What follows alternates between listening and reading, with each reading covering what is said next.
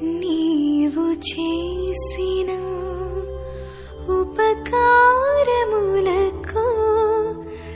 నేనేమి చెల్లింతును. దయచేసి పిల్లలు చక్కటి అవకాశాన్ని, చక్కటి సమయాన్ని తండ్రి అయిన దేవుడు మరి నాకు ఇచ్చినందుకు యేసుక్రీస్తు వారి నామములో కృతజ్ఞతాస్తుతులు చెల్లిస్తూ ఈ యొక్క రాత్రివేళ సమయంలో మరి ఈ దినాన ఈ యొక్క పునరుత్థాన దినాలలోనికి సజీవులుగా మనందరిని ఉంచాడు. సజీవులుగా ఉంచిన తండ్రి అయిన దేవునికి యేసుక్రీస్తు వారి నామములో కృతజ్ఞతాస్తుతులు చెల్లిస్తున్న పిల్లలు, ఈరోజు ఉదయాన్న ఎంతమంది చర్చికి వెళ్ళారు? ప్రతి ఆదివారము చర్చికి ఎంతమంది వెళ్తారు అని ఆలోచించిన. అమ్మ నీ మాట్లాడొద్దు, వాక్యం వినాలి. ఇక్కడ ఏది మాట్లాడదు, ఆ వాక్యమైన సేపు వాక్యం వినాలి. కనుక పిల్లరా, ఈ దేవుడి సన్నిధానానికి మనం ఎందుకు రావాలి? దేవుడి దగ్గరికి వస్తే మనకేం లాభం అర్థమవుతుందా? ప్రతి మనిషి లాభం కోసం ఆలోచించే మనిషి ఈ రోజుల్లో. అర్థమవుతుందా? నువ్వు వెంబడొస్తే నాకేం లాభం? త్రాగేవనుకుంటే కోట ఇప్పిస్తావా? తినేవనుకుంటే బిర్యానీ తినిపిస్తావా? డబ్బు అవసరం ఉంటే డబ్బు ఇస్తావా? ఒక మనిషిని కనీసం నాకు సహాయం చేతురా అంటే నాకేమి ఇస్తావనే, నాకేం లాభం అనే మనిషి ఈరోజు. మనమందరం మరి ఈరోజు పనులు వదిలేసుకొని, సమయాన్ని వదిలేసుకొని ఇలా దేవుని సన్నిధిలో కూర్చుంటే మనకేం లాభం? అర్థమైందా? ఇక్కడ కూర్చుంటే మనకేం లాభం వస్తుంది? ఏం లాభం లేదా? లాభం లేనప్పుడు మనం ఎందుకు కూర్చోవాలి? లాభం లేనప్పుడు మనం ఎందుకు కూర్చోవాలి? పనికి వెళ్తున్నాం, ఉదయం నుంచి సాయంత్రం వరకు చేలలో పని చేస్తాం. పని చేసిన తర్వాత సాయంత్రము మనకు డబ్బులు ఇవ్వకపోతే మరి ఒకసారి పిలిచి వెళ్తాము. నెల రోజులు ఉద్యోగం చేసే వాళ్ళు ఉన్నారు, నెలకు ఉద్యోగం చేసిన తర్వాత జీతం ఇవ్వకపోతే మళ్ళీ వెళ్తాము. అంటే ప్రతి మనిషి లాభాన్ని వెతుకుతూ ఆ లాభంతో ఏం చేయాలనుకుంటున్నాడంటే తన భార్యను కానీ పిల్లల్ని పోషించుకుంటూ ఉన్న దాంట్లో ఏ విధంగానో కొంచెం బ్రతకడానికి సిద్ధపడుతున్న మనిషి ఈరోజు నిజం పిల్లరా. నేను అడుగుతున్నాను, దేవుని దగ్గరికి వస్తే మనకేం లాభం? లాభం కావాలి కదా. నష్టం అనుకుంటే ఎవరం రాను. లాభం అనుకుంటే ప్రతి ఒక్కరు ఆదివారం దేవుని మందిరానికి వచ్చి కూర్చుంటారు. అర్థమైందా? లాభం అనుకుంటే ఎంత సమయం అయినా వదిలేసుకొని ఇక్కడ వచ్చి కూర్చుంటాం. అర్థమైందా? మనము దేవుని మందిరానికి వస్తలేమంటే నీకు లాభమేం అర్థం కాలేదు. నువ్వు దేవుడి సన్నిధానికి వచ్చిన తర్వాత నీకు నష్టం అనుకుంటున్నావు కాబట్టి అందుకని చాలామంది పనులు ఉంటే దేవుని మందిరాన్ని వదిలేస్తున్నారు కదా. మరి ఇక్కడ వచ్చిన తర్వాత మనకేం లాభం దొరుకుతుంది? మనం ఎప్పుడన్నా ఆలోచించామా? కదా. లాభం లేని పని మనం ఏది చేయం, కానీ లాభం ఉన్న పనులే చేస్తాము. మరి దేవుని సన్నిధానికి చాలామంది వస్తున్నారు. చాలామంది వచ్చినప్పుడు ఎందుకు వెళ్ళామంటే ఆదివారం వెళ్ళకపోతే ఏదోలా ఉంటుందంట. అర్థమైందా? ఆదివారం వెళ్తే ఏదో అక్కడ కూర్చున్నాము, నాకు ఒక మనస్తృప్తి సంతోషము అనిపించింది, వచ్చానని కూర్చుంటున్నాం. అసలు ఈ లోకంలో ప్రపంచంలో ఎన్నో దేవుళ్ళు ఉన్నారు. ఎన్ని దేవుళ్ళు ఉన్నామా? మీరు చర్చికి ఎందుకు వెళ్తున్నారు? సంఘానికి ఎందుకు వెళ్తున్నారు? ఇక ఇన్ని దేవతలు ఉండగా, ఇన్ని దేవుళ్ళు ఉండగా ఈ అందరి దేవుళ్ళని విడిచిపెట్టి ఆ దేవుని దగ్గరికి ఎందుకు వెళ్తున్నారని మనల్ని చర్చికి వెళ్ళే వారిని అడిగితే మీరు ఏం సమాధానం చెప్తారు? కదా, చనిపోయిన తర్వాత తిరిగి లేపుతారు. ఇంకో మాట చెప్పమంటారా? మనిషిని అలా అడిగే వాళ్ళకు ప్రశ్నించండి, మనిషిని ఎలా తయారు చేశాడో, ఏ దేవుడు ఎలా తయారు చేశాడో ఒకసారి చెప్పాలండి. అర్థమైందా? మనిషిని తయారు చేసిన విధానం ఏందో చెప్పండి అంటే వాళ్ళు ఏమంటారు తెలుసా? మనుషులుగా రాలేరంట. బాగా చదువుకున్న వాళ్ళ దగ్గరికి వెళ్తే వాడేమంటారు తెలుసా? కోతి నుంచి వచ్చాడని చెప్తాడు. కోతుల నుంచి వచ్చాము, ఇప్పుడు లేవా కోతులు? మనిషికి ఎందుకు నిజంగా పోనీ ఈ సృష్టి ఎలా వచ్చింది అడిగి చూడండి ఒకసారి. సృష్టి ఎలా వచ్చిందంటే శాస్త్రవేత్తలు ఏం చెప్పారు తెలుసా? పెద్ద పేలుడు వెళ్తే సూర్యుడు వచ్చాడంటే, చంద్రుడు వచ్చాడంటే, ఆకాశం వచ్చిందంటే, భూమి వచ్చిందంటే. పేలితే సూర్యుడు చంద్రుడు వస్తాడా? చేస్తే వస్తారు. మనిషి మేలు చేసిన దేవుణ్ణి మరిచిపోతున్నాము. మనల్ని తయారు చేసిన దేవుణ్ణి, ఈ సృష్టిని తయారు చేసిన దేవుణ్ణి, ఆకాశాన్ని చేసిన దేవుణ్ణి, భూమిని చేసిన దేవుణ్ణి, సూర్యుని చేసిన దేవుణ్ణి, చంద్రుని చేసిన దేవుణ్ణి, ఈ భూలోకంలో ప్రతి విత్తనాన్ని చేసిన దేవుణ్ణి, నీళ్ళని చేసిన దేవుణ్ణి, జంతువులను చేసిన దేవుణ్ణి, వీటన్నిటిని చేసిన తర్వాత మనిషిని చేసి మనిషిని ఏం చేశాడు తెలుసా? ఈ ప్రకృతి పైన అధికారం ఇచ్చాడు మనిషికి. ఈ ప్రకృతిలో ప్రతి ఒక్కటి నిన్ను చూసి భయపడాలి, ప్రతి ఒక్కటి నీకు లోబడాలి. ఏ గ్రంథంలో లేదు పిల్లలు. మొదటి అధ్యాయంలో ఉంటుంది, దేవుడు ఆకాశాన్ని కలగజేస్తాడు, భూమిని కలగజేస్తాడు, సూర్యుని చేస్తాడు, నక్షత్రాలను చేస్తాడు, భూమిని దాని భూమి పైన మనం బ్రతకాలంటే విత్తనాలను ఇచ్చి చెట్లను పుట్టించాడు. ఇగో చెట్లతో పాటు ఆకుకూరలు ఇచ్చాడు, ఆకుకూరలతో పాటు మాంసాన్ని తినాలనుకొని జంతువులను ఇచ్చాడు. ఎన్ని విధాలుగా దేవుడు మనకి ఇచ్చిన తర్వాత ఆ దేవుణ్ణి మర్చిపోతున్నామంటే ఆలోచించండి పిల్లలు. మేలు చేసిన వాడిని మర్చిపోతే మనకేమనిపిస్తుందమ్మా? కోపం వస్తుంది కదా. అందరికీ మన పైన దేవునికి అదే కోపం ఉంది. ఎందుకో తెలుసా? బ్రతుకుని ఇచ్చి తల్లి గర్భంలో నేను పెట్టి తల్లి సంతోషపడడానికి భార్య భర్తలు అయిన తర్వాత ఈరోజు అందరం మేము ఇంత కలిసి ఉన్నామంటే ఒకసారి ఆలోచించండి. పిల్లలు లేకపోతుండే వల్ల మీరు పెళ్ళి అయి 10 సంవత్సరాలు అయింది అనుకోండి, పిల్లలు లేరు, ఉంటారా? పిల్లలు ఎవరు ఇవ్వాలి? మళ్ళీ గర్భఫలము దేవుడిచ్చు బహుమానం. ఆ బహుమానం లేకపోతే మనకెప్పుడు ఎవరి భర్త, ఇద్దరు భార్య భర్తలు ప్రేమ, సంతోషం, సమాధానం అనేది ఉండదు. అంటే ఎంత ప్రేమిస్తున్నాడో ఒకసారి ఆలోచించండి. కనుక ఈ దేవుణ్ణి ఎందుకు నమ్ముకోవాలంటే నువ్వు కంపల్సరీ ఈ దేవుణ్ణి నమ్ముకుంటేనే నీ జీవితంకి అర్థమవుతుంది, నీ జీవితం అంటే ఏదో తెలుస్తుంది. అర్థమైందా? ఏ దేవుడు నన్ను అడిగి చూడండి పిల్లరా, ఈ ప్రపంచంలో మనిషి నేను వేరే దేవుడిని నమ్ముకుంటున్నానంటే ఆ దేవుని క్యారెక్టర్ ఒకసారి చూడండి. అమ్మ ఇప్పుడు నాన్న ఉన్నాడు కదా, నిన్ను విడిచేసి ఇంకో ఆమెను చూస్తే నీకు ఎలా అనిపిస్తుంది అని చెప్పాను, అడిగాను. నీవు కాకుండా ఇప్పుడు మీరు ఉంటున్నారు కదా, మీ భర్తలు మిమ్మల్ని కాకుండా ఇంకోరు చూస్తే మీకు ఎలా అనిపిస్తుందమ్మా? మీరు చెప్పండి అమ్మా, ఏమనిపిస్తుంది? బాధ అనిపిస్తుందా లేదా? లేకపోతే మీరే ఇంకొకరిని చూస్తుంటే మీ భర్త ఉన్నప్పుడు మళ్ళీ ఇద్దరు పిల్లలను చేసుకుంటే ఇంకో పిల్లలకి ఏం కోపం ఉంటుంది, ఈ పిల్లలకి ఇంకో కోపం ఉండదా? అంటే ఒక పెళ్లి చేసుకోవడం ఒక్కరికి ఒకటే భార్య ఉండాలి, అర్థమైందా? ఇంకో పెళ్లి చేసుకుంటే ఏమైంది తెలుసా? వ్యభిచారం అవుతుంది, అర్థమైందా? ప్రతి ఒక్క దేవుని చూడండి, ప్రతి ఒక్క దేవుని రీసెర్చ్ చేయండి. ప్రతి ఒక్క దేవుని ఏదో తప్పు కాదు, కుప్పలుగా తప్పులు కనిపిస్తాయి, ఒకటి కాదు. మరి పరిశుద్ధుడు ఎవరున్నారంటే యేసు ప్రభు తప్ప ఎవరు లేరు. ఆయన భూమి మీద పుట్టినప్పుడు ఏమన్నా తెలుసా? నాలో పాపం ఉందని మీరు ఎవడన్నా చూపిస్తే కాదు, నాలో పాపం ఉందని చూపించండి అన్నాడు బతికిన రోజులు యేసు ప్రభు వారు. ఆయన పాపం లేదు పిల్లరా. పాపం లేనివాడు పరిశుద్ధుని చేయాలనుకున్నాడు, మనం పరిశుద్ధపరచబడాలనుకున్నాం. మనకు దేవుడు పుట్టుకనిచ్చినప్పుడు పరిశుద్ధంతోనే ఉన్నాం లేదు? పిల్లల పాపం అనిపిస్తుందా? చేస్తే పాపం వస్తుంది. కనుక పిల్లరా ఆలోచించండి. ఈరోజు కృతజ్ఞత, ఊడిక పెట్టిన అన్ననే లేదు, అర్థమైందా? మళ్ళీ ఎవరి కోసం ఇదంతా? తినిపోనికైనా. తిండి మీ ఇంట్లో లేదా? ఈరోజు ఆదివారం తినరా? మీరు తినరా? తింటారు. ఇక్కడ పెట్టిన తింటారు, ఇక్కడ పెట్టకుండా మీ ఇంట్లో తింటారు. కానీ ఏం తెలుసా? దేవుని మాటలు విని నేర్చుకొని మన జీవితాలు సరి చేసుకోవాలని ఆలోచన మనలో రావాలి. కృతజ్ఞత అనగానే ఈరోజు ఎందుకు కృతజ్ఞత అంటే మాకు ఒక ₹1,00,000 మిగిలాయి కాబట్టి ఒక కృతజ్ఞత, అంతేనా? పింకిని హాస్టల్లో జాయిన్ చేస్తారు, అదే కానీ ఆ విషయం కదా, ఇంకా వేరే విషయం కదా. దాని విషయం కరెక్ట్ చెప్పాలి కదా, అబద్ధం చెప్పొద్దు కదా. మీరు అబద్ధాలు మాట్లాడుకుంటారు, నేను అబద్ధం చెప్పొద్దు, నేను అబద్ధం మాట్లాడవద్దు, ఎందుకంటే సేవకుని. అర్థమైందా? ఇప్పుడు హాస్టల్లో వేస్తే ఒక ₹1,00,000 ఫ్రీ సీట్ వచ్చింది, అర్థమైందా? ఫ్రీ సీట్ వచ్చింది కాబట్టి ఈ ఫ్రీ సీట్ వచ్చినందుకు కృతజ్ఞత కూడిక అన్నమాట. ఈ కృతజ్ఞత కూడికలో నిజంగా పిల్లరా ఎందుకు కృతజ్ఞత పెట్టారు చెప్పండి? సీట్ వచ్చినందుకు. ఇదే కృతజ్ఞతను ఇంకేమైనా కృతజ్ఞత ఉందా?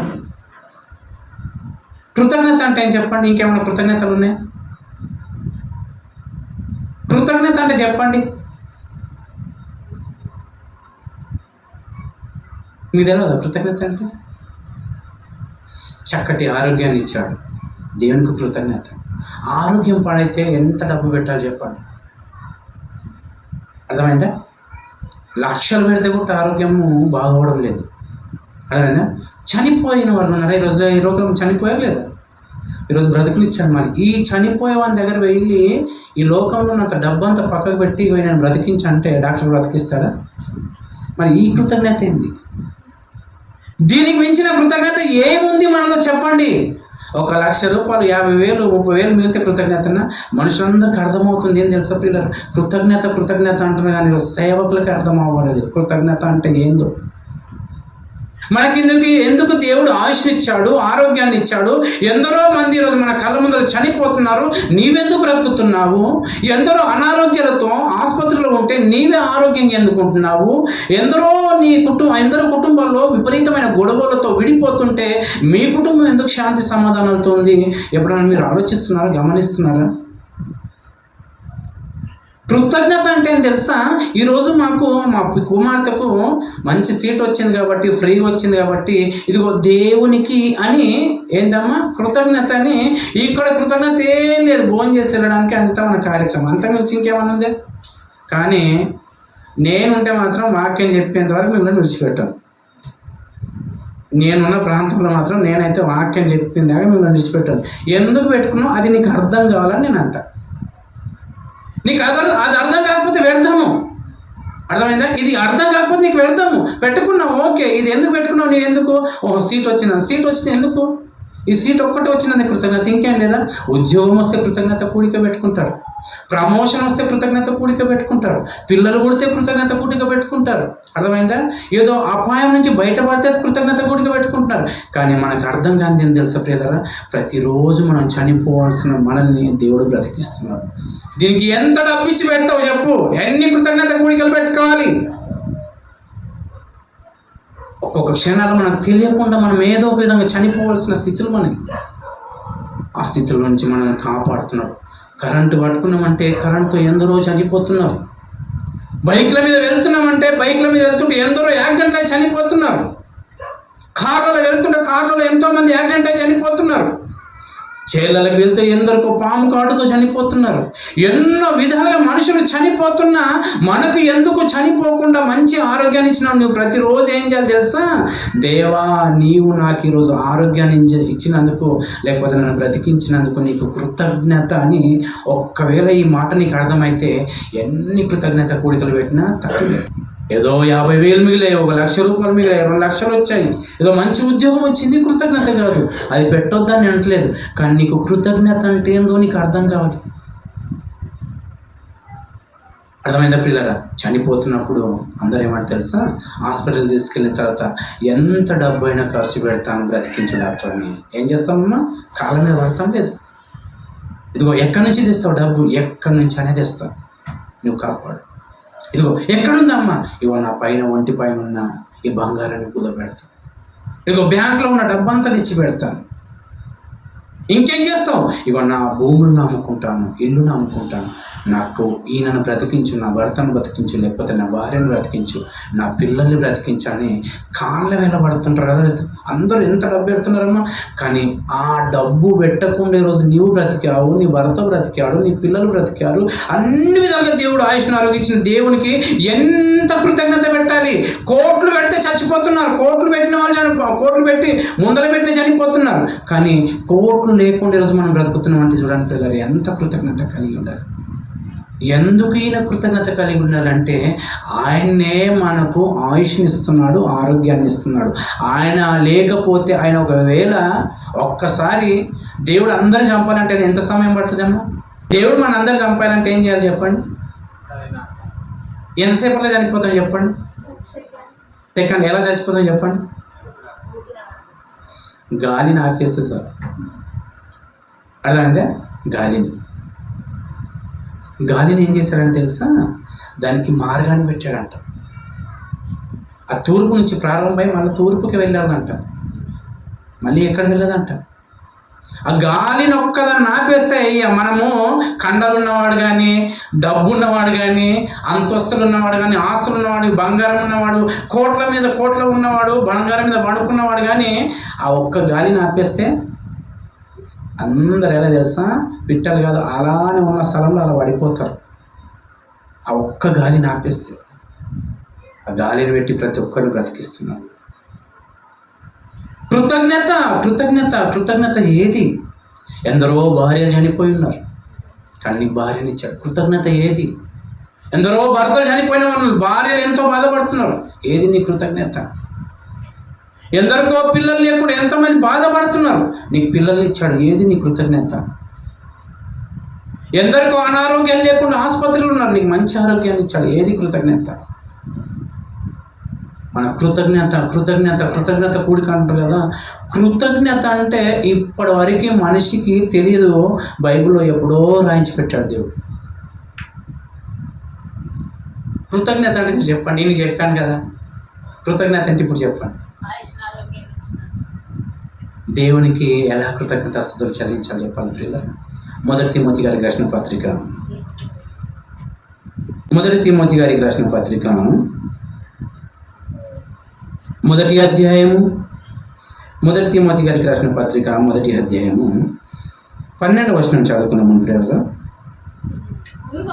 పూర్వము దూషకుడను హింసకుడను హానికరుడనైన నన్ను తన పరిచర్యకు నియమించి నమ్మకమైన వానిగా ఎంచినందుకు నన్ను బలపరిచిన ప్రభు అయిన క్రీస్తుకు, యేసుక్రీస్తుకు కృతజ్ఞతుడై ఉన్నాను.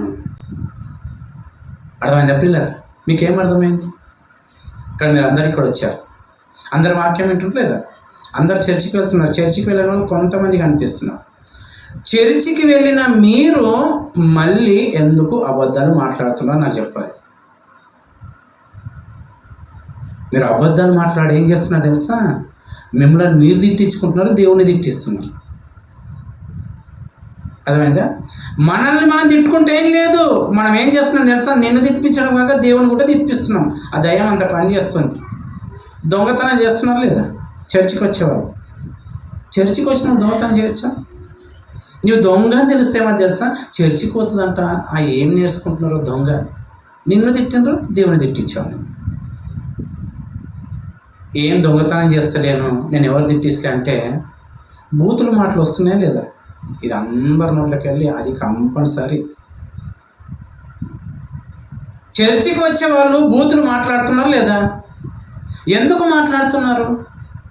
నువ్వు బూతులు మాట్లాడుతున్నావు తెలుసా? నీవు బూతులు మాట్లాడినప్పుడు నిన్ను తిట్టి దేవుని తిట్టిస్తున్నావు. ఇది అర్థం కావాలి. చర్చికి వచ్చే వాళ్ళు అసలు అబద్ధాలు మాట్లాడదు పిల్లలు. చంపిన కానీ అబద్ధాలు మాట్లాడదు. ప్రతి నిమిషానికి అబద్ధాలు మాట్లాడుతున్నాం. ఫోన్లో వచ్చినప్పటి నుంచి ఇంకా అబద్ధాలు ఎక్కువైపోయాయి. ఎక్కడో ఉంటున్నాడు, ఈయనే ఉంటానని చెప్తాడు. వస్తున్నామంటాడు, ఈయన వస్తున్నామంటాం. ఇస్తామంటాం, ఇవ్వం. చేస్తామంటాం, చేయం. అర్థమైందా పిల్లలు?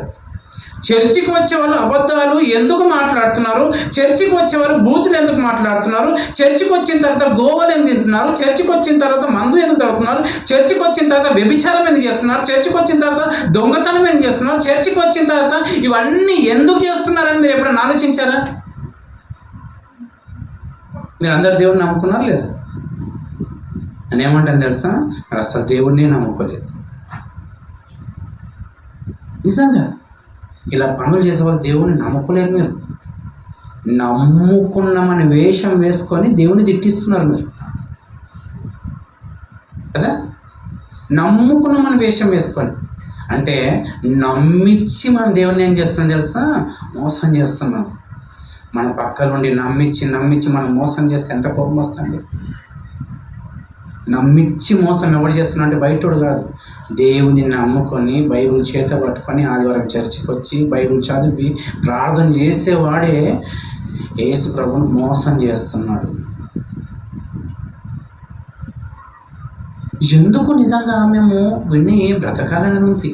అబద్ధం మాట్లాడద్దని ఉంది, దొంగతనం చేయొద్దని ఉంది, మనకు విన్నప్పుడు ఇవన్నీ చేయొద్దామని ఉంది, అత్తకు లోబడాలని ఉంది, కోడలు ప్రేమించాలని ఉంది. ఇవన్నీ తెలిసిన తర్వాత ఎందుకు ఇలా జరుగుతున్నాయి అంటే మొట్టమొదట మనకు అర్థం కానిది ఏం తెలుసా? ఇప్పుడు చదవండి 12వ వచనంలో, పూర్వము దూషకుడను హింసకుడను హానికరుడైన నన్ను తన పరిచర్యకు నియమించి నమ్మకమైన వానిగా ఎంచినందుకు. నమ్మకం అనేది దేవుని పట్ల నీకు లేదు. నమ్మకం లేదు కాబట్టి నేను దేవుడు బలపరచడం లేదు. అర్థమైందా? నమ్ముకున్నానని నోటి మాట చెప్తున్నా కానీ నీ బ్రతుకులో లేదు నమ్ముకున్న జీవితం. ఈరోజు మనం బలపడడం లేదు అంటే ఎందుకు చెప్పండి ఒకసారి. చర్చికి వచ్చిన మనము ఆ అలవాట్లు మానలేకపోతున్నాం, చర్చికి వచ్చిన ఆ పనులు మానలేకపోతున్నాం, చర్చికి వచ్చిన చూపులు మానలేకపోతున్నాం, చర్చికి వచ్చినప్పుడు ఏదో చెడ్డ ఆలోచనలు ఇంకా ఉంటున్నాయి. ఎందుకు ఇవన్నీ మానలేకపోతున్నాం అంటే నువ్వు నిజంగా యేసు ప్రభు నమ్మలేదు. నమ్మితే నిన్నేం చేస్తాడు తెలుసా? బలపరుస్తాడు. నమ్మారా? ఎవరు నమ్మలేదండి ఇక్కడ, నిజం చెప్తున్నాను. నమ్మే మనం వేషం వేసుకొని యేసుప్రభు పక్క నుండి వెన్నుపోటు పొడుస్తున్నాం. మనం మొట్టమొదట నరకంలో వేయాలంటే ఎవరిని వేస్తాడు తెలుసా? నరకంలో ఎవరిని వేస్తాడు? మొట్టమొదట అంటే మనల్ని వేస్తాడు, ఇంకెవరిని వేయడు. ఈరోజు కృతజ్ఞత కూడిక అంటున్నారు కదా, ఎందుకు కృతజ్ఞత చెప్తున్నారు తెలుసా? చదవండి అక్కడ మళ్ళీ. పూర్వము దూషకుడను హింసకుడను హానికరుడైన నన్ను తన పరిచర్యకు నియమించి నమ్మకమైన వానిగా ఎంచి నన్ను బలపరిచిన మన ప్రభు అయిన క్రీస్తు యేసుకు కృతజ్ఞతను. అంటే ఏం చేస్తాడు తెలుసా? పాపాలను క్షమించినందుకు నేను కృతజ్ఞతాస్తుతి చెల్లిస్తున్నాను, కృతజ్ఞత కూడిక పెట్టుకున్నాను. ఎవడు పాపాలు క్షమిస్తే కృతజ్ఞత కూడిక పెట్టుకున్నాడు? ప్రపంచంలో ఒక్కరు చూపించండి. ఈ పాపము, ఈ అబద్ధాలు మాట్లాడేవాడిని నేను, ఈ అబద్ధాలు మాట్లాడడం మానేశాను, అందుకనే కృతజ్ఞత కూడిక పెట్టుకున్నాను. ఒక్కడు పెట్టారు చెప్పండి? ఇగో నా చెడ్డ చూపులలో ఉండే ఈ చెడ్డ అలవాట్లు మానలేకపోతున్నాను. ఈ చెడ్డ అలవాట్లు మానినందుకు కృతజ్ఞత కూడిక ఎవడు పెట్టాడు చెప్పండి? ఉద్యోగం వస్తే పెట్టేవాడున్నాడు, ప్రమోషన్ వస్తే పెట్టేవాడున్నాడు, ఇల్లు కట్టుకున్నందుకు పెట్టుకున్నవాడున్నాడు, లాభం వస్తే పెట్టేవాడున్నాడు. కృతజ్ఞత కూడిక ఎవరైనా నేను తాగుడు అలవాటు ఉండే, ఈ తాగుడు అలవాటు మానేసినందుకు కృతజ్ఞత కూడిక పెట్టుకున్నాను ఒక్కరిని చూపించండి. అర్థమైందా? నేను కైని తినేవాడిని, ఈ కైని మానేసినందుకు కృతజ్ఞత కూడిక పెట్టుకున్నవాడు ఎవరైనా చూపించండి. నేను వ్యభిచారం చేసేవాడిని, వ్యభిచారం మానేసినందుకు కృతజ్ఞత కూడిక పెట్టుకున్నాను చూపించండి. దొంగతనం మానేసినందుకు నేను కృతజ్ఞత కూడిక పెట్టుకున్నాను ఎవరు చెప్పండి?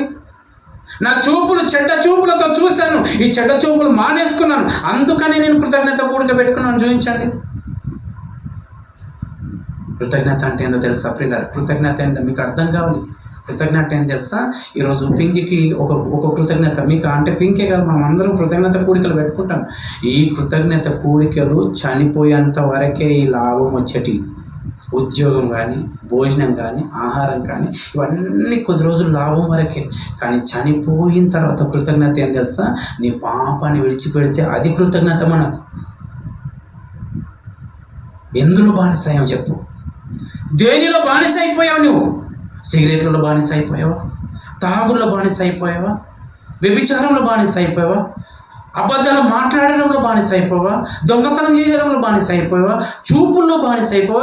ఎందులో నువ్వు బానిస అయిపోయావు? ఎందులో బానిస అయిపోయావు? ఆ బానిసత్వం నుంచి దేవా నన్ను విడిపించాలి, నువ్వు దేవునికి ప్రార్థన చేయి. దేవా నేను నిన్ను నమ్ముకుంటున్నాను. ఇలాంటి ఆలోచనలను ఒకటి అడుగుతానమ్మా. ఇప్పుడు తాగేవాళ్ళు ఉన్నారు, తాగేవాళ్ళు ఉండి దేవుడు నన్ను ఈ తాగుడు మానేస్తే బాగుండని ప్రార్థన చేస్తారు. నువ్వు తాగేటప్పుడు ప్రార్థన చేసుకుని ఏమన్నా తాగేవా? పెట్టినారన్నా? నువ్వు తాగుడు అలవాటు చేసేటప్పుడు దేవా ఈ తాగుడు అలవాటు చేసుకున్నాను, 10 కాలాల పాటు చల్లగా కాపాడి తాగుడు అలవాటు చేసుకున్నాను ప్రార్థన చేసి ఆరంభించావా? అబద్ధాలు మాట్లాడుతున్నప్పుడు దేవా ఈ రోజు నుంచి అబద్ధాలు మాట్లాడుతున్నాను, ఇంకా దీనికి 10 అబద్ధాలు మాట్లాడటం చల్లగా ఆశీర్వదించని ఇప్పుడు ప్రార్థించావా? కైని వేసుకున్నావు. కైని మొట్టమొదట ఎవడో నీకు ఇచ్చినప్పుడు దేవా ఈ కైని తింటున్నాను, ఎప్పటికి చనిపోయేంత వరకు కైని నోట్లోకి వెళ్ళి మానకుండా ఉంటా అని ప్రార్థన చేసి ఆరంభించావా? ఏది నువ్వు చెడిపోయేది, ఏది దేవుని ప్రార్థన చేసుకోకుండా ఆరంభించావు, మళ్ళీ ఏది అది ఎవరు ఆరంభించారు? నీ అలవాటు నీవు చేసుకున్నావు కదా. నీ అలవాటు నీవు మానుకోవాలా, దేవుడు మానసాలా? ఏదో దేవుడిని మానసమంటావు. దేవుడు ఎప్పటికీ నీ అలవాటును మారాడు, నీవే మానుకోవాలి. అందరూ ఏమని తెలుసా, ఈ ఒక్క అలవాటు దేవుడు నాతో తీసేస్తాడు అంటే నువ్వు మాను. ఫస్ట్ నువ్వు చేసుకున్న అలవాటు నీవే మానాలి. నువ్వు ఆడిన బూతు మాటలు నువ్వే మానాలి. నువ్వు చూసిన చెడ్డ చూపులు నువ్వే మానాలి. నీకు ఉన్న తావుడు అలవాటు నువ్వే మానాలి. నువ్వు గోవలు తింటుంటే ఆ గోవలు నువ్వే మానాలి. దేవుడు ఎప్పటికీ మార్చడు. నువ్వు మార్చుకొని వస్తే దేవుడు నేను బలపరుస్తాడు. అర్థమైందా? ఆ అలవాట్లను మార్చుకొని వచ్చి, దేవా ఈ అలవాటు మార్చుకున్నాను, నాకు సహాయం చేయంటే సహాయం చేస్తాడు, లేకపోతే ఎప్పటికీ చేయడు. ఎందుకు కృతజ్ఞతడు అంటమ్మా? ఎందుకు కృతజ్ఞత అంట? ఎందుకు కృతజ్ఞత చెప్తున్నారు పౌలు గారు? కృతజ్ఞత ఎందుకు చెప్తున్నారు చెప్పండి అమ్మా. కాదు కాదు కాదు, నా పాపాలను క్షమించినందుకు నీకు కృతజ్ఞత. అర్థమైందా? దేవా మంచి ఆరోగ్యాన్ని ఇచ్చే వాయిస్ని ఓకే, చనిపోతే నా ఆత్మ ఈ పాపం వెళ్ళిపోతే నరకానికి వెళ్ళిపోతుంది. నా పాపాలను క్షమించినందుకు కృతజ్ఞత దేవా నీకు. ఇంకా చదవండి 14వ వచనం. మరియు మన ప్రభు యొక్క కృపయు క్రీస్తు యేసునందున్న విశ్వాసమును ప్రేమయు అత్యధికంగా విస్తరించును. పాపులను రక్షించుటకు క్రీస్తు యేసు ఈ లోకమునకు వచ్చాడు. పాపులను రక్షించడానికి వచ్చాడంటే యేసు ప్రభు. నీ పాపాన్ని రక్షించడానికి నీ కృతజ్ఞత కూడికతో యేసు ప్రభుకి ఏ లాభం లేదు. నేను డబ్బు లక్షలు సంపాదించుకుంటే యేసుప్రభుకి ఏమీ లాభం లేదు. నేను పేదిల్లు కట్టుకుంటే యేసుప్రభుకి ఏం లాభం లేదు. యేసుప్రభు ఈ లోకానికి ఎందుకు వచ్చాడంటే పాపులను రక్షించడానికి వచ్చాడంట. పాపులను రక్షించడానికి వచ్చాడంట. ఆ పాపులను రక్షించడానికి యేసుప్రభు వాక్యం చదవండి. ఇంకా నమ్మదగినది పూర్ణ అంగీకారమునకు యోగ్యమైనది గాను ఉన్నది. అట్టి వారిలో నేను, అంటే ఈ పౌలు గారు ఏమంటుంది తెలుసా, పాపంలో నేను ప్రధానుణ్ణి. ఈ పాపాలు క్షమించిన యేసు ప్రభుకు నేను కృతజ్ఞత కలిగి ఉన్నాను. కృతజ్ఞత అంటే ఏం చెప్పండి ఇప్పుడు? కృతజ్ఞత అంటే ఏం చెప్పండి? 1,00,000 రూపాయలు మిగిలినందుకు కాదు, 1,00,000 రూపాయలు వచ్చినందుకు కాదు, 1,000 రూపాయలు వచ్చినందుకు కాదు, నీకు మంచి ఆరోగ్యాన్ని ఇచ్చినందుకు కృతజ్ఞత చెప్పు. ఆరోగ్యంతో పాటు పాపం విడిచిపెట్టినందుకు కృతజ్ఞత చెప్పు. ఎలా కృతజ్ఞత చెప్తున్నావు చెప్పు. నిజంగా చెప్తున్నట్లు ఏ రోజు అన్న ఒకరు మీరు ఈ విషయంలోనే కృతజ్ఞత. 10th క్లాస్ పాస్ అయినందుకు కృతజ్ఞత, ఉద్యోగం వచ్చినందుకు ఇవే కృతజ్ఞతలు విన్నారు. ఇంకేమైనా పెట్టారమ్మా కృతజ్ఞత కూడికలు? నన్ను చూడండి ఒకసారి. వీటి విషయంలో కొడుకు పుట్టాడు కృతజ్ఞత, కూతురు పుట్టింది కృతజ్ఞత, ఈ విషయంలో కృతజ్ఞత పెడుతున్నాం. పెళ్ళి అయింది, అన్ని విధాలు మంచి జరిగింది, ఇది కృతజ్ఞత. ఈ కృతజ్ఞత పెడుతున్నారా? నా పాపాలు క్షమింపబడ్డానే కృతజ్ఞతనా? నా పాపాలు క్షమింపబడ్డానే విషయంలో కృతజ్ఞత కూడిక పెట్టుకో. సంతోషం. దేవుడు నచ్చే విషయం ఏమనుకో తెలుసా? ఓహో అందరికీ ఏమర్థమైంది తెలుసా? ఓహో ఏదో జరిగితే మనం కృతజ్ఞత గుడికి పెట్టుకోవాలి. ఇదంతా ఈ దైవ సేవకులు బైబిల్ చేత పట్టుకున్న వాళ్ళు తప్పులుగా బోధించి సమాజాన్ని నాశనం చేసేస్తున్నారు. అందరు వాక్యం చెప్తారంటే అందరు వాక్యం చెప్పడం లేదమ్మా. అందరు వాక్యం వింటున్నాం అంటే బ్రతకం. దయచేసి చెప్తున్నాను, మన పాపాలను క్షమించబడడానికి వచ్చిన యేసు ప్రభు ఆయన ఏం చెప్పాడో, ఆ సేవకుడు ఎలా బ్రతుకుతున్నాడో చూసి ఆయన వెంబడించాడు. అందరు సేవకుల్లాగా బ్రతకండి. పాపంతో ఏముందని ఆలోచించినట్లయితే ఇగో నీవు బ్రతికిన రోజులు నీ జీవితాన్ని ఇచ్చాడు. ఎందుకు తెలుసా? నువ్వు చనిపోతే మరొక లోకం ఉంది. ఆ లోకంలో నువ్వు పాపంతో వెళ్ళిపోతే నరకంలో వేస్తాడు. నరకంలో అగ్ని ఆరదు, పురుగు చావదు. ఒక మాట చెప్పేసి ముగించేస్తాను. ఒక మాట చెప్పేసి మంచిగా వినండి. ఎన్నోసార్లు మాట విన్నాం. కానీ ఈరోజు ఈ మాట విని ఈ మాటలు ముగించుకుని పిల్లగా యోహాను సువార్త యేసు ప్రభు ఎంత గొప్పడో మనకు అర్థం కావాలి. మీరు ఎక్కడ చర్చికి వెళ్ళకండి. నేను ఇట్లనే అబద్ధాలు మాట్లాడతా, చర్చికి వెళ్ళకండి. నేను ఇట్లనే గొడవ పడతా, మీరు చర్చికి వెళ్ళకండి. దయచేసి చెప్తున్నాను, మీరు చర్చికి వచ్చి పనులు చేయకండి. పనులు చేస్తే ఏమైనా తెలుసా? మిమ్మల్ని తిట్టేవాడు తిడుతుంటాడు, దేవుని తిట్టిస్తుంటారు. మీరు ఇక్కడ చర్చికి వచ్చి తప్పులు చేసేవాళ్ళు దయచేసి మీరు దండం పెట్టి చెప్తున్నాను, చర్చికి వెళ్ళకండి. దేవునికి ఏ లాభం లేదు మనం రావడం ద్వారా. ఉంటే చల్లగా నన్నుండు, వెచ్చనన్నుండు, నులివెచ్చే స్థితిలో ఉండకు, ఉమ్మిసేస్తాను అంటున్నాడు. మనతో లాభం లేదు పిల్లలు. మన అలవాట్లు మానుకోకుండా చర్చకు వస్తే ఏమి లాభం లేదు. నీకు లాభం లేదు, దేవునికి లాభం లేదు, ఇంకా నష్టమే మనకు. చర్చకు వచ్చి ఘోరాతి ఘోరమైన పాపం చేస్తున్నాం, వాక్యం ఇంకా తప్పు చేస్తున్నాం అంటే మనకి మరీ కఠినమైన శిక్ష ఉంటుంది. గుర్తుపెట్టుకోండి. దయచేసి మనం ఎవరికి మాదిరి ఉండాలి తెలుసా? ఇక్కడ వచ్చిన వారు నీవు నీ కుటుంబానికి మాదిరిగా ఉండాలి, ఊరికి మాదిరిగా ఉండాలి. చర్చికి వెళ్ళొచ్చిందంటే నిజంగా ఆమె అబద్ధాలు మాట్లాడదు, ఇప్పుడు మాట్లాడతలేదు, మాట్లాడేది ఇప్పుడు మాట్లాడడం లేదు. బూతులు నోటి నుంచి వచ్చేటి బూతులు మానేసుకుంది. గొడవ పడేవాళ్ళు గొడవలు మానేసుకున్నారు. చర్చికి వెళితే ఇలాంటి మానేసుకుంటారు అంటే మానేసుకోవడానికి రావాలి. ఎంతమందిలో ఎన్ని రోజుల నుంచి వచ్చినా మనం మారడం అంటే మన ఇంటి వాళ్ళు మారడం లే అంటే ఆలోచించాను పిల్లరా. మనం సరిగ్గా మారడం లేదు కాబట్టి వాళ్ళు మారడం లేదు. కనుక ఏం చెప్తున్నాడంటే ఒక ఆమె వ్యభిచారం చేస్తుందంట. అర్థమైందా? వినాలి. వ్యభిచారము భర్త ఉండగా వేరే వాళ్ళతో వ్యభిచారం చేస్తుందంట. ఇప్పుడు నేను ఇక్కడ వచ్చి వాక్యం చెప్తున్నాను. ఎక్కువసేపు అయితే ఏమంటాడు తెలుసా? మా ఆయన వచ్చి టైం అవుతుంది బంద్ చేయరు, అందరు తినాలంట అంటాడు. లేదు, ఇప్పుడు అక్కడ వెనుక కూర్చున్న వాళ్ళు ఎంతసేపు చెప్తావు బంద్ చేయంటారు. దొరికిందని బాగా చెప్తున్నావు, కూర్చుని పెట్టుకున్నారు వింటారు అని బాగా చెప్తున్నావు, బంద్ చేయంటారు. అంటే యేసుప్రభు వారు ఒక దగ్గర వాక్యం చెప్తుంటే ఇలాంటి గ్యాంగ్ అంతా ఎవరు తెలుసా? క్రైస్తవులు అని చెప్పుకునే వాళ్ళు వచ్చే చెప్తుంటారు మళ్ళీ బంద్ చేయండి. చర్చికి వెళ్ళే వాళ్ళు వచ్చే అంటుంటారు. యేసుప్రభు వారు చర్చిలో వాక్యం చెప్తున్నాడంట. చర్చిలో వాక్యం చెప్తుంటే పాస్టర్లు, అర్థమైందా? ఆ చర్చిని నడిపించే పాస్టర్లు ఒక ఆమె వ్యభిచారం చేస్తుంటే దొరికిందంట. ఈమె దొరికినప్పుడు ఈ బైబిల్లో మా యేసుప్రభు వారు రాకంటే ముందు ఏముంది అని అంటే, వ్యభిచారం చేస్తుంటే దొరికితే ఏం చేయాలంటే రాళ్లతో కొట్టి చంపాలి. ఎందుకు రాళ్లతో కొట్టి చంపాలి? ఎప్పుడన్నా విన్నారా? రాళ్లతో కొట్టి ఎందుకు చంపాలి?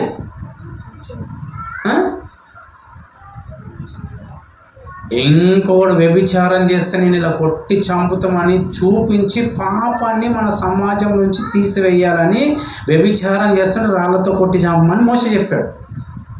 అర్థమైందా? ఏం వ్యభిచారం చేస్తుంటే ఎందుకు కొట్టి చంపమన్నాడు మోషే గారు? ఇంకెవడైనా కానీ ఇలా వ్యభిచారం చేస్తే మీకు ఇదే గతి పడుతుంది, మిమ్మల్ని ఇలానే చంపుతాము. రాళ్లతో కొడుతుంటే ఎట్లా ఉంటుందండి? అందరు గుంపు కూడి దొరికిన వాడు రాయితో కొడుతుంటే ఎక్కడ కొడుతున్నారో తెలియదు. అది కొడుకైనా తల్లి అయినా ఎవరైనా వ్యభిచారం చేస్తున్న దొరికితే రాళ్లతో కొట్టి చంపాలని ఎందుకన్నాడు చెప్పండి? ఎందుకన్నాడు? మనం ఉంటున్న సమాజంలో ఈ వ్యభిచారం అనేది చెయ్యొద్దు, ఇలా కొట్టి చంపుతారు, ఆ భయానికన్నా పాపం చేయొద్దని రాళ్లతో కొట్టి చంపమన్నా. వ్యభిచారం ఎందుకు చేయొద్దన్నాడు చెప్పండి? దేవుడు ప్రతి ఒక్కటి బైబిల్లో పెడతాడమ్మా. వ్యభిచారం ఎందుకు చేయొద్దన్నాడు? ఎయిడ్స్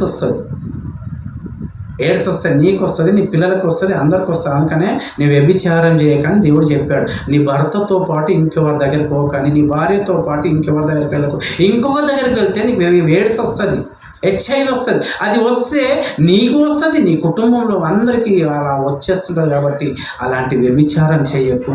వ్యభిచారం చేస్తే ఎవడన్నా కనిపిస్తే ఏం చేయాలి? పట్టుక రావాలి, అందరు చూస్తుండగా రాళ్ళతో కొట్టి చంపాలి. రాళ్ళతో కొట్టి చంపి ఆ కొట్టి చంపడం ఏమవుతుందంటే మన మధ్యలో నుంచి ఆ రోగాన్ని దూరం తీసేస్తున్నామని ఒక సమాజానికి దేవుడు ఒక మంచి వర్తమానాన్ని ఇవ్వాలనుకున్నాడు. ఎప్పుడు వ్యభిచారం కొట్టి రాళ్ళతో ఎందుకు? మన దేవుని ఎందుకు? సమాజంలో పాపం ఇలా తీసేస్తున్నాడు దేవుడు అని మనకు అర్థమవుతుంది. క్యాన్సర్ వచ్చింది, ఇప్పుడు వేలు తీసేదా లేదా? అది రోగం వచ్చినప్పుడు దేవుడు ఆ రోగాన్ని అలా తీసేయాలనుకున్నాడు. ఇప్పుడు యేసుప్రభు దగ్గర తీసుకొచ్చారు. ఇగో నువ్వేదో కొత్త బోధ చెప్తున్నావు ఈ మధ్య లేదు, ఎవరు వాక్యం చెప్పే వాళ్ళు పాస్టర్లు తీసుకొచ్చేమని తెలుసా? యేసుప్రభు ఏమో చర్చిలో వాక్యం చెప్తుంటే వాక్యం బంద్ చేయి, ఇప్పుడు ఏం చేయాలి? అందరూ వంటలు చేసారు, పోతున్నారు కొంతమంది, బంద్ చేయి, తినాలి. ఇదిగో మేము అంత దూరం నుంచి మేము పోవాలి ఇప్పుడు. అర్థమైందా? ఇలా యేసుప్రభు దగ్గరికి వచ్చి ఇవే వ్యభిచారం చేస్తుంటే మేము దొరకబట్టుకున్నాం, ఇప్పుడు రాళ్ళతో కొట్టి చంపాలి. ఇప్పుడు వీళ్ళేమనుకున్నారు తెలుసా? ఆమెను చంపాలి, యేసుప్రభుని చంపాలని వచ్చారు వీళ్ళు. చర్చికి వచ్చేటప్పుడు మీరు ఏం పట్టుకొని వచ్చారు చెప్పండి అమ్మ? బైబిల్ పట్టుకొచ్చారా, ఇంకేమైనా పట్టుకొచ్చారా? వాళ్ళ జేబులలో రాళ్ళు పెట్టుకొని వచ్చారు. ఎందుకు? చర్చిలో ఎవరైనా రాళ్ళు పెట్టుకొని వస్తారా? వాళ్ళు రాళ్ళు పెట్టుకొని వచ్చి రాళ్ళతో ఆమెను చంపాలి. ఇప్పుడు యేసు ప్రభు ఏంటంటే ఉన్నది ఉన్నట్టు చెప్తున్నాడు వాక్యం. ఇప్పుడు మన గుట్టి ఇక్కడ వాక్యం చెప్తుంటే అందరిని ఎందుకు రానియలేదు. ఆడికి వెళ్తే మా భాగవతం బయటపడతాను అందరు రానియరు ఇక్కడ చర్చికి. అర్థమైందా? బైబిల్ అంటే ఏందనుకున్నారు? వాడు మా గురించి అన్ని చెప్పేస్తే పసక పండుగ చేయొద్దు మేము చేస్తాం. ఎందుకు చేస్తారంటే సమాధానం ఉండదు. అర్థమైందా? ఇంకా ప్రతి ఆదివారం బల్లి ఇవ్వాలంటారు, రొట్టె ద్రాక్ష రసం వాళ్ళు ఇవ్వద్దు అంటారు. బైబిల్లో చూపించమంటారు, వాళ్ళు చెప్పరు. నువ్వు సేవ ఏదో చేస్తున్నావు, నీ కోసం చేయొద్దు, ఇగో నీ ప్రేరేపణ బట్టి వాళ్ళు ఇస్తే తీసుకోలేకపోతే లేదు మేము తెరుస్తాం పెట్టాలంటారు. ఇవన్నీ చెప్తుంటే అక్కడ వద్దు అనే విషయంలో అందరినీ ఇక్కడ ఆపేస్తారు. అలా అంటే నేను అంత గొప్పని కాదు, అలా యేసు ప్రభు వాక్యాన్ని అలా ఆపేయాలనుకున్నారు వాళ్ళు ఆ రోజుల్లో. ఆపేయాలనుకున్నప్పుడు నేను ఎలానన్నా యేసు ప్రభు ఇప్పుడు దొరికినరా బా ఈరోజు కొట్టేతామండి, ఏంది యేసు ప్రభుని ఈరోజు చంపేతామండి. ఎలా చంపుతామండి? ఇగో వ్యభిచారం చేస్తాం దొరికిందా, ఇప్పుడు ఆయన దగ్గర తీసుకెళ్దామండి. మోషే ఏమన్నాడు, రాళ్ళతో కూడా చంపమన్నాడు. ఈడు ఏం చెప్తాడు ఈరోజు చూద్దామన్నా చెప్పి తప్పు ఒకవేళ జరిగిందంటే సమాజం అందరం ఏం చేస్తామండి, ఆమె రాళ్ళతో పాటు ఈయన రాళ్ళతో పాటు ఇద్దరిని చంపేస్తామండి. మన మధ్యలో నుంచి ఒక పీడ విరగడం అయిపోతాను. చర్చిలోకి వచ్చారు. రాగానే యేసు ప్రభు ఏమని తెలుసా, తీసుకురాగానే వాక్యం చెప్తుంటే అడ్డు వచ్చారు. వచ్చి ఇదిగో ఏమో వ్యభిచారం చేస్తూ దొరికింది, మోషనేమో ఏం చెప్పాడంటే రాళ్ళతో కొట్టి చంపమన్నాడు. ఇప్పుడు నువ్వేం చెప్తావు చెప్పాను.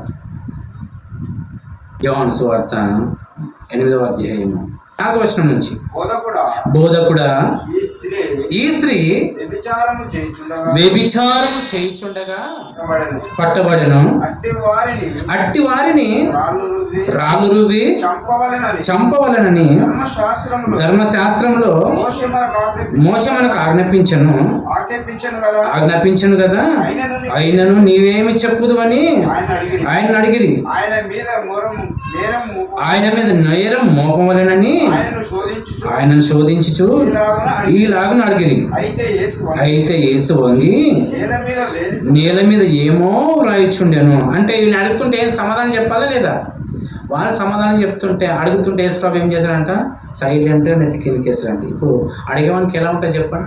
నేను పనికి మళ్ళీ వచ్చాను అనుకుంటున్నాను, నాకు పని లేకుండా వచ్చాను అనుకున్నాను, నేను నీ కోసం అడుగుతుంటే నువ్వు నెత్తి కిందకి వేసుకున్నావు ఏంది, నాకు సమాధానం చెప్పని మళ్ళీ అడుగుతున్నారు యేసు ప్రభు.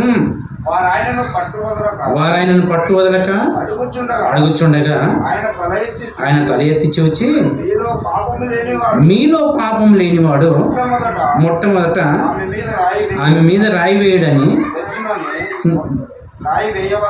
రాయి వేయవచ్చునని వారితో చెప్పి మరలా వంగి నేల మీద వ్రాయిచుండెను. వారు ఆ మాట విని మనస్సాక్షిత గద్దింపబడి వారై పెద్దవారు మొదలుకొని చిన్నవారి వరకు ఒకని వెంట ఒకడు బయటికి వెళ్ళి. అర్థమైందా? ఇక్కడ ఏమర్థమైంది సిస్టర్? ఏమర్థమైంది? ఎన్నిసార్లు విన్నారు ఈ మాట? ఎన్నిసార్లు తెలుసుకున్నారు? ఎన్నిసార్లు విన్నారు? ఇక్కడ మనం తెలియాల్సింది ఒక చక్కటి మాట ఉంది తెలుసా? ఇక్కడ వచ్చిన వాళ్ళు ఎవరు వచ్చారంటమ్మా? పిల్లలు వచ్చారు, పెద్దలు వచ్చారు. ఎందుకు వచ్చారు వీళ్ళు? దేవాలయానికి ఎందుకు వస్తాము? వాక్యం వినడానికి వస్తాము. వీళ్ళు ఏం చేస్తారు? రాళ్ళు చేతులు పట్టుకొని వచ్చేసి ఆయన చంపాలని వచ్చారు. చంపాలని వచ్చినప్పుడు ఇప్పుడు పాపం చేసింది కాబట్టి మీరు చంపాలనుకుంటున్నారు. మరి మీరు కూడా ఎవరు పాపం చేయని వాడు ఉంటే ఆమెను చంపండి అన్నాడు. అంతేనే కదా? మీరు ఎవరు పాపం చేయకపోతే ఆమెను చంపండి అన్నాడు. చంపమన్నప్పుడు ఇప్పుడు వీళ్ళు ఏం చేశారమ్మా? వీళ్ళు ఏం చేశారు? రాళ్ళతో కొట్టారా? రాళ్ళ కింద పడేసి వెళ్ళిపోయారు. అంటే యేసు ప్రభు మీరు ఆమెను రాళ్ళతో కొట్టకుండా పాపం చేసిన వాడు కొట్టుని, లేకపోతే కొట్టని వాడు వెళ్ళిపోమన్నాడా ఉండమన్నాడా? రాయి వేయమన్నాడు. రాయి వేయమన్నాడు కానీ రాయి వేయలేరు. మరి రాయి రాయి వేయకుండా మరి వీళ్ళు పాపం చేస్తారు లేదా? వీళ్ళలో పాపం ఉందా లేదా? పాపం ఉన్నవానికి ఎవరు అవసరము? అదేం గర్వ దూకండి, పాపం కాదు. అర్థమైందా? ఇప్పుడు ఈమెనే పాపం చేసిందా? ఈమెకే చేసుకోవాలి అవసరమా, లేకపోతే అందరికి అవసరం అక్కడ ఉన్న వాళ్ళకి? మరి ఇప్పుడు అందరు పాపం, ఈమె పాపం చేసింది అంటున్నాడు, మేం పాపం చేసామంటున్నాము. మరి ఇప్పుడు ఈయన ఏం చెప్తాడని వినాలా లేదా? వినాలా లేదా? మరి వీళ్ళు వినడానికి ఈయన వీళ్ళు నిలబడాలా లేదా? ఏం చేస్తున్నారు? వీళ్ళు వెళ్ళిపోతున్నారు. వినాలా లేదా? ఇప్పుడు ఆమె పాపం చేసింది కాబట్టి ఆమెకేం చెప్తాడో, మేము పాపం చేస్తాం మాకేం చెప్తాడో విని నేర్చుకుందామని వచ్చారా వాళ్ళు లేదా? ఇప్పుడు మనమందరం ఇక్కడ వచ్చాము, విని నేర్చుకోవడానికి వచ్చామా లేదా? పరిసయ్యుల గుంపులో ఉన్నాం మనం అందరం. ఇక్కడ వాక్యం వింటాం, వెళ్ళి మన ఇష్టానుసారం బ్రతుకుతాం, మళ్ళీ బయటికి వెళ్ళి ఒక మాట చెప్తారు మీరు పిల్లరా, జైదిరుగుతూనే ఉంటారు. వాక్యం చెప్తున్నప్పుడు నేను ఏమంటా తెలుసా? నన్ను చూసి మీరు నడవండి, నాలో తప్పు ఉంటే నన్ను నిలదీయండి అని చెప్తాను. ఉంటారు, రాజు ఉంటాడు, అందరూ ఉంటారు. నాలో ఏదైనా తప్పు అనిపిస్తే నిలదీయండి అంటారు. అర్థమైంది? ఎందుకు తెలుసా? నేను తప్పు చేస్తే మీకు ఎలా చెప్పగలిగే అర్హత నాకెలా ఉంటుంది? నేను తప్పు చేసినప్పుడు చెప్పే అర్హత నాకు లేదు.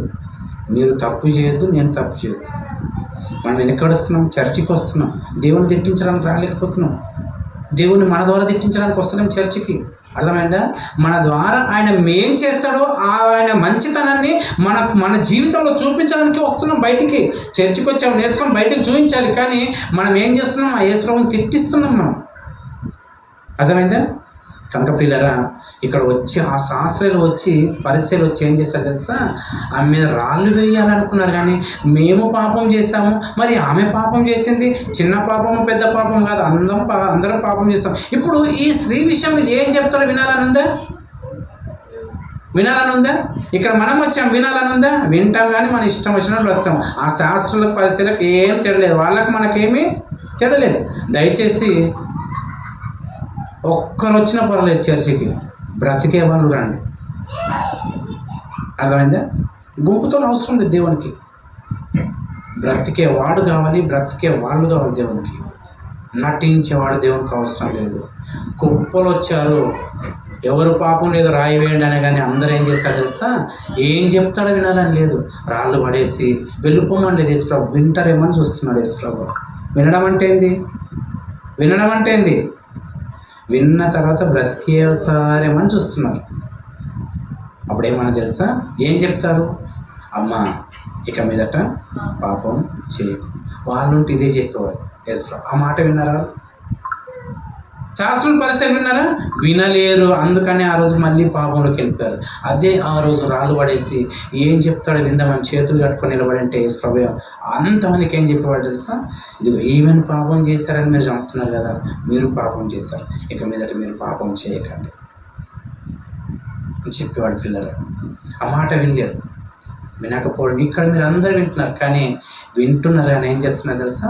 బ్రతుకులో చూపించడం లేదు.